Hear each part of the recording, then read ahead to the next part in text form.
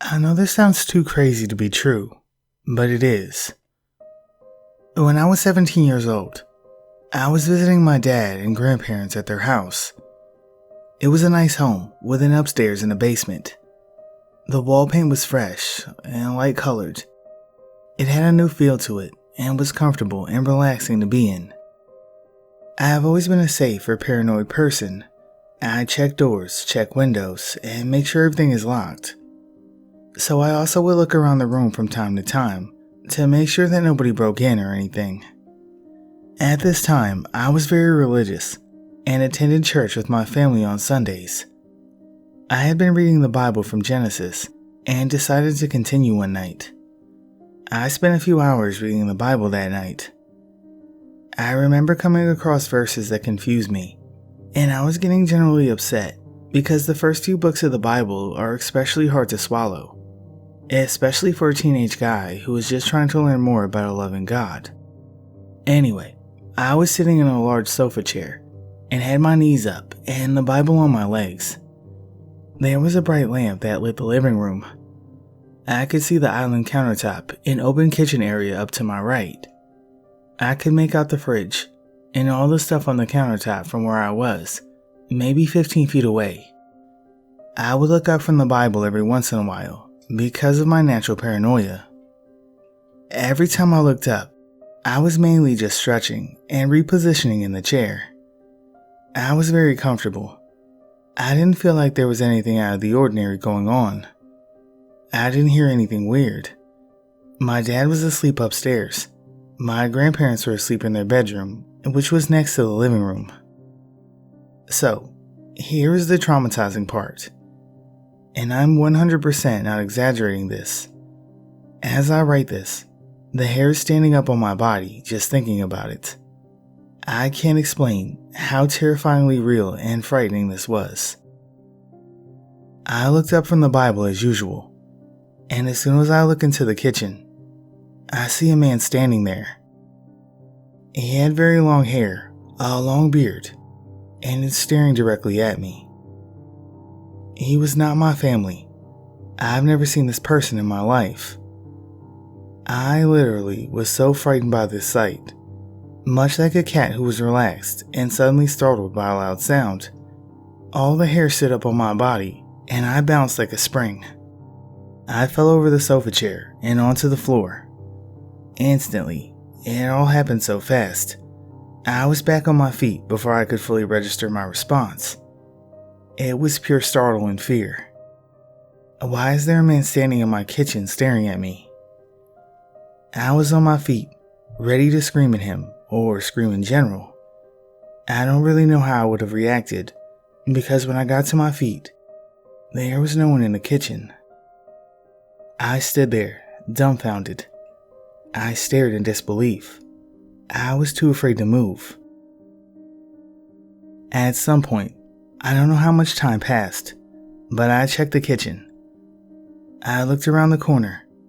I moved carefully and at a distance so I could easily react or yell if I needed to.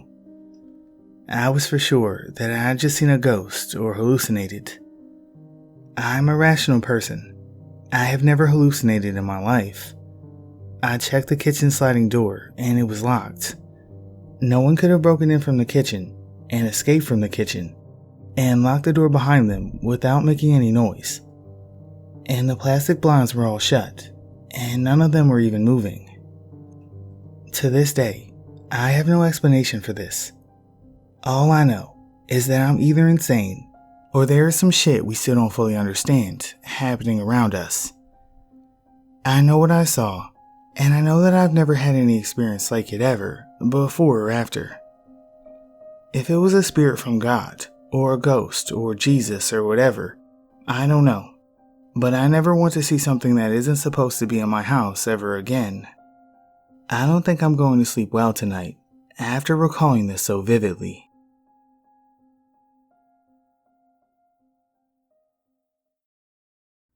First and foremost, I have to say that I don't care if you believe this or not. This is not a campfire tale, but a true story based on 2 encounters I've had during my lifetime with the creature known as dogmen. I won't disclose the location, but I will say, I've lived in Middle Tennessee since I was born in 1986.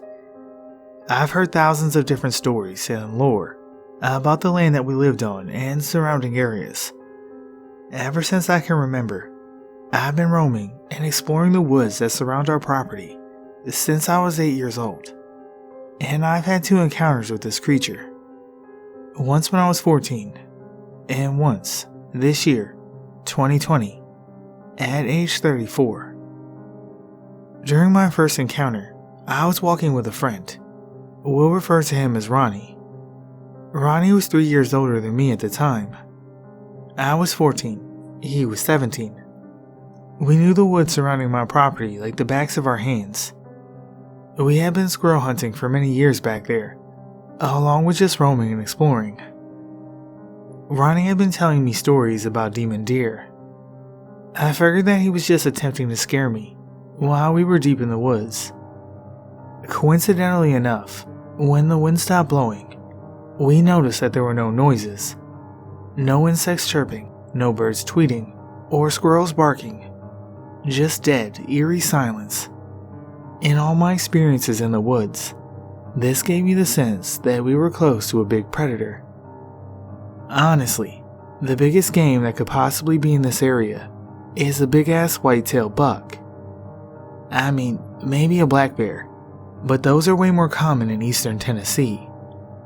There was an instant where Ronnie and I heard what sounded like a woman screaming while she was being murdered, which we later wrote off as maybe a bobcat or something. We both started looking around to get a sense of the surrounding environment.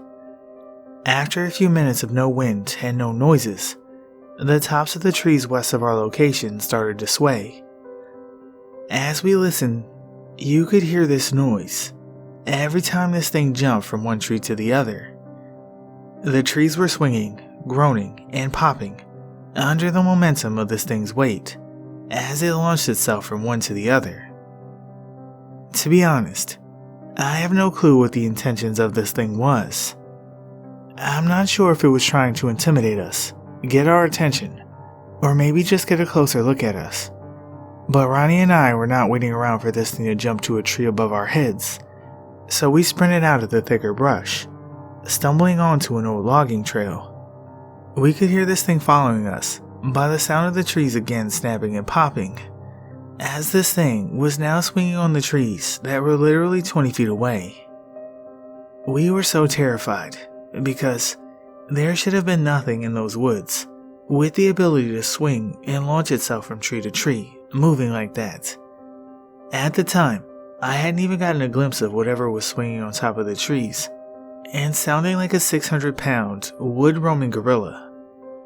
We didn't stop to look, we just ran. We bolted down the old logging trail, all the way back to the road, and down Ronnie's dad's driveway and into his house. We never spoke a word of it to anyone. Hell, we didn't even see it. What would we even say? Fast forward 20 years. I'm now 34 instead of 14. Up until this second encounter, I had no idea what it was that scared the holy fuck out of Ronnie and I that day in the woods 20 years ago. The current date is August 14th, 2020. I've been chilling in the backyard, smoking some killer pot, and burning this god-forbidden pecan wood that barely burns unless you have a very hot fire already going. The fire pit sits about 15 feet from the edge of the tree line. Now, I know what you're thinking. Oh man, you were smoking pot. You probably hallucinated this. I've never hallucinated while smoking marijuana, and I'm a psychedelic advocate. I've dropped LSD numerous times, along with smoking DMT and MDMT, and never, while even on psychedelics, have I ever seen anything close to this. As I'm relaxing by the fire out back, I hear a loud pop. I instantly snap my head up to look in the direction that the branch-breaking noise came from. And that was the instant I first laid eyes on this thing. I blinked 2 or 3 times to make sure I was actually seeing this.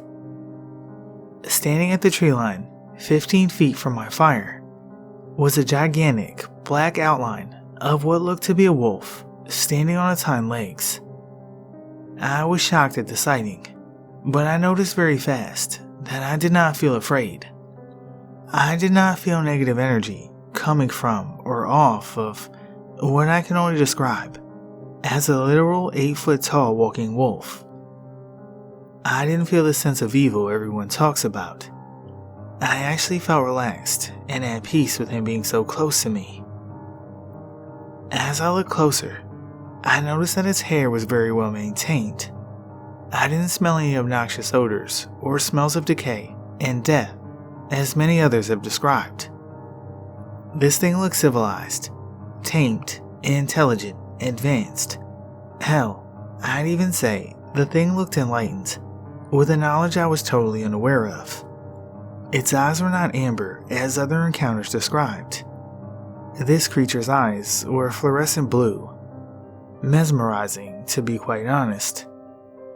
As I looked, I noticed it had 3 braids in its hair on the side of its head.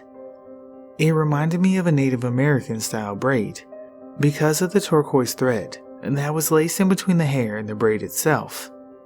It looked like this thing was very well taken care of. That's why I say it looked advanced, or maybe even just in tune with its environment. After a few moments staring, it took off faster than anything I've ever seen before, and almost unnatural on 2 legs, but at the same time so fluid and effortlessly. I feel like this was the creature that Ronnie and I encountered that day in the woods 20 years ago. I think it was just curious with us. It didn't give off any vibes of harm or danger, just curiosity, maybe bewilderment. I have looked at the woods, and the world for that matter, very differently since August this year.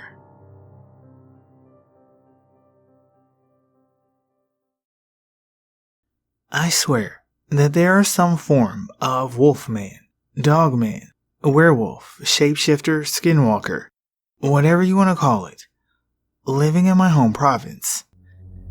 I've heard them, and I swear I've seen them. I grew up out in a rural community, where the closest kids were a 10-minute walk away. We always had wildlife living in our backyard, from bears to coyotes, owls, foxes, even skunks and porcupines. I was very familiar as my father was a hunter and taught us the sounds and tracks and even the awful smells of the life around us. I'm 20 now and live in a large town on the outskirts of the city. I remember the first signs starting around the age of 14 or 15. I would be trying to sleep with my window open at night during the summer, and I would hear these mutilated howls. Howls I've never heard the likes of before, which would terrify me into slamming shut my window, closing my blinds, and locking what I could around the home. I would spend time outdoors or walking home from the bus stop and see massive paw prints or sometimes barefoot human prints on the sandy gravel road. There were these moments of awful stench. My mother would always claim it to be just the coons in the compost bins again, but there was no way on earth that that's what it was. I began to spend less and less time out there due to feeling watched and unsafe. I didn't know what else to do. My dad left my mom, and my stepfather was a city man who thought I was simply scared to be out there because I'm a girl. There was one event 3 years ago when I was 17. We had a family friend who had a camp 40 minutes out into the middle of nowhere. And of course, being myself, I wanted to go and hang out with all my friends near my age. So we went. No cell service, no plumbing. All electricity was solar powered, outhouse, and all camp on a lake. None of my friends were there, and all the adults went down 3 camps off for drinks, and I was stuck with all the kids 13 and under. Free babysitting, am I right? Anyway, to the point. I had settled in and was reading a book with my flashlight while the kids were watching a movie on their tablet. What's the point of camping if you're on electronics? When I heard the sound of someone in the driveway, of footsteps on the gravel, I got up from my book and went to see if it was one of the adults from the group. But as soon as I stuck my head out the door and noticed an awful rotten stench, the sound stopped and there was no one there. I swear I'd never felt so chilled as I did that night. The hair on my neck was raised, and I slammed the door shut loudly and locked it. That night, when the adults were back, we paired up to go to the outhouse before bed. Of course, myself and the family friend were the last two out there. I had done what I needed to do and was waiting for my friend. That's when the twig snapped and the chills were back. I saw movement. A large, dark, almost black, dog-like shape was off in the tree line. I froze. It was darting around, so fast, I wouldn't have believed the speed if I hadn't seen it myself. My friend came out of the outhouse, and the latch snapped my attention from it to her. She was concerned about how pale I was, but when I tried to point it out, it was gone. We went inside, and all throughout the night, I could hear howling and barks and sounds from outside. It reminded me of like when hyenas laugh.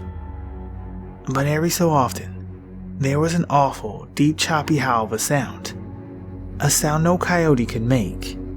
It wasn't the scream of a dying rabbit or the laughter from a fox. It wasn't natural.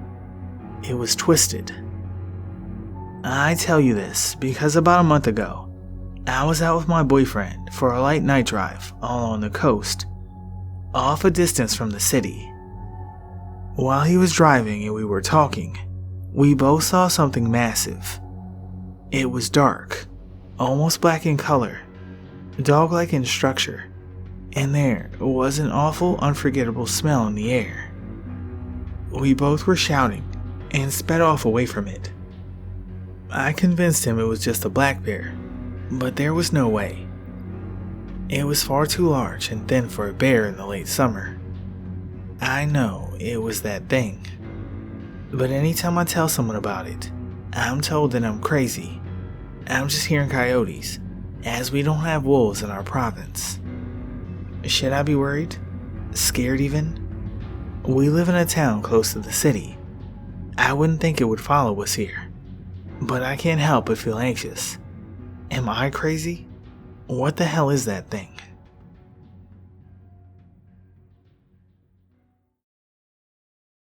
When I was 16 years old, I got hit by a car.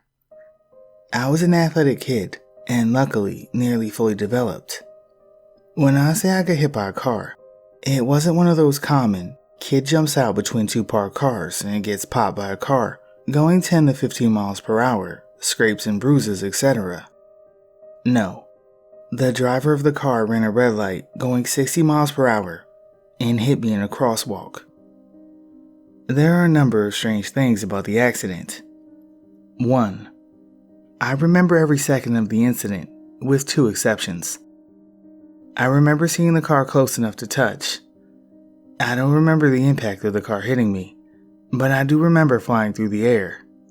I don't remember hitting the ground, but I do remember every moment after. I can still picture the Subaru logo to this day. 2. The car, a Subaru Outback, was totaled and inoperable from the impact, yet somehow I lived. 3. I was with a number of friends at the time. As we were waiting in the corner for the light to turn so we could cross, I noticed that a friend's shoe was untied. I pointed it out and he stopped to tie it. If he hadn't stopped, he would have been hit instead of me. I'm glad it was me though, as he almost certainly would have died. Up to this point, I'd imagine you're thinking that this is a pretty wild story, but not necessarily right for this Reddit. The last and strangest thing I experienced that night is why I'm posting here. As I'm laying on the ground, bleeding out from a compound fracture in my leg and a cracked skull, I hear a man's voice, a man who had been dead for over 14 years. My grandfather said, Is that Timmy? My grandfather died when I was about 3, but I still have tons of memories with him. He and I were best buds. I know, without any doubt, that I heard my dead grandfather speak.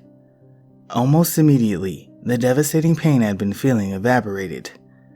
As I lay there, I can't explain how, but it became clear that I needed to decide what would happen next. I could stay at peace and without pain with my grandfather, or I could return to the pain and fight. I decided to fight, and the second the decision was final in my mind, the pain returned. I was rushed to the hospital, where doctors spent the next 90 days fixing a cracked skull, 6 broken ribs, a badly broken leg, and a silly amount of cuts, scrapes, and bruises. I underwent 7 surgeries, spent a year in a wheelchair, and had to learn to walk again. It's now 16 years on from that night. I'm 32, married, have a beautiful 4-year-old daughter, and I can't explain how happy I am that I decided to stay. The really surreal thing for me is that I now know, unequivocally, that there is life after death. I can't wait to see my pop-up again, but I have some more work to do here first. I was left with some lasting, side effects from that visit to the other side, but that's probably a whole thread on its own. Let me know if you want to hear more about that.